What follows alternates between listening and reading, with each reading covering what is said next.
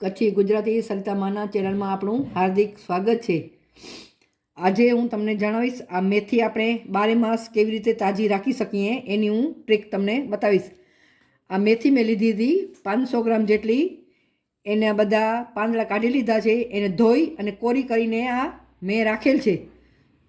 હવે એને આપણે આમાં ડબ્બામાં આવી રીતે ઝીણી ઝીણી આપણે જેવી રીતે કટિંગ કરતા હોઈએ એવી રીતે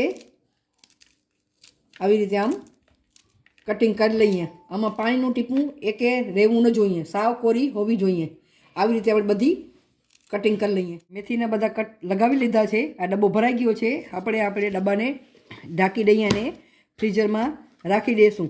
આ 12 માસ એવી તાજી રહે છે। આપણી પાસે ફ્રીજ મેથીની સિઝન ન હોય ત્યારે આપણે ખૂબ જ ઉપયોગી થાય છે। આ ટ્રીક હું અમારે એક પ્રવીણાબેન હતા તેની પાસે હું શીખી છું, તે હું હર હંમેશ દર વર્ષે હું આ ટ્રીક અપનાવું છું ને મારી મેથી તાજી રહે છે। અને ફ્રીજ લાઇટ જો બંધ થઈ જાય, 2-3 દિવસ લાઇટ ન હોય તો આ બગડી શકે છે, નહીં તો ક્યારે બગડશે નહીં। હવે આપણે ફ્રીઝરમાં રાખી દઈએ। આવી રીતે આમ ફ્રીઝરમાં રાખી દેવાનું। તમને મારી આ ટ્રીક કેવી ગમી તે લાઈક કરજો અને કોમેન્ટમાં જણાવજો।